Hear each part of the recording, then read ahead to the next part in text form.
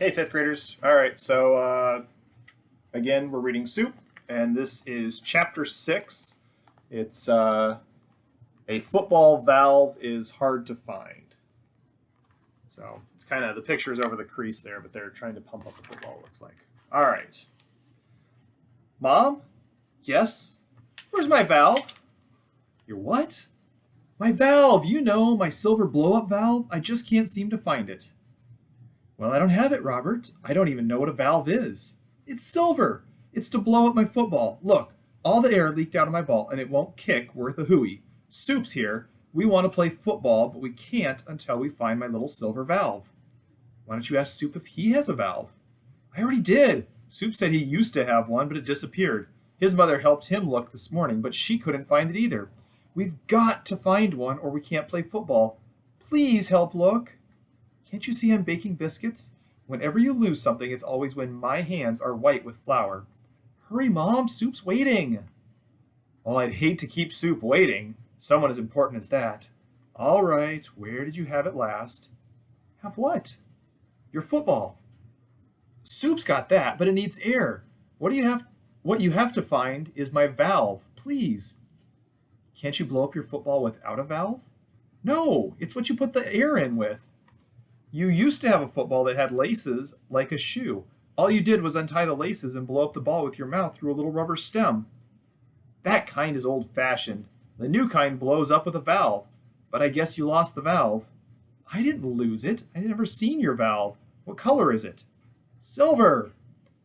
You mean it's the color of my good teapot? Yes, only it's little. It's only this long, about as long as my finger. It's like a needle. Did you look up in your room? No. Then go look there, and I'll look downstairs. As I recall, you lost your valve before, didn't you? Yes, but I found it in your sewing basket. Well, maybe that's where it is now. I already looked in the sewing basket, Mom. It's gone. Maybe somebody just walked off with it. Who'd want one of those things? Mama was still talking, and I could hear from way up in my room.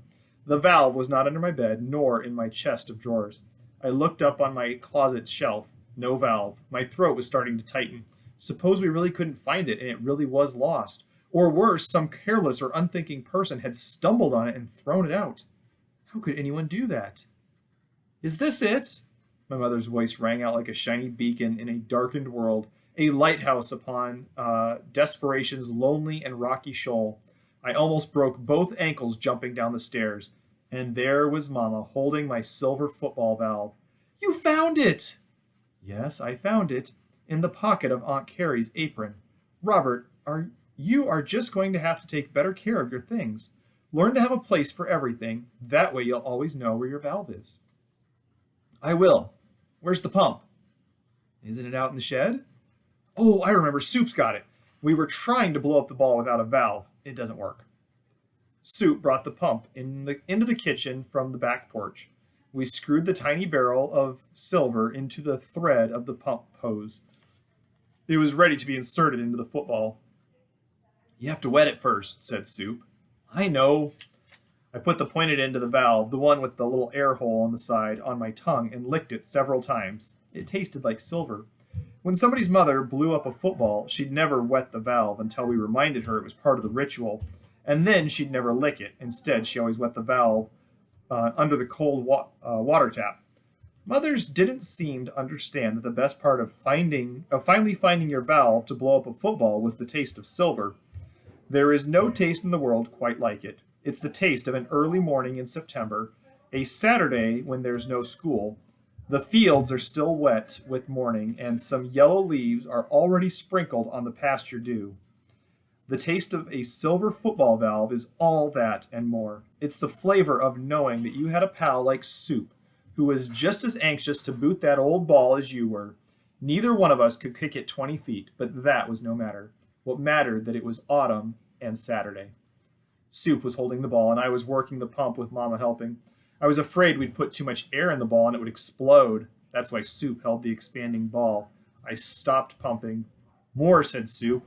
We gave a few more downward pushes on the old tire pump, and Soup yanked out the needle. The ball was perfect, swelled with air to the point that you could see the clean white part of the dirty threads along the seams.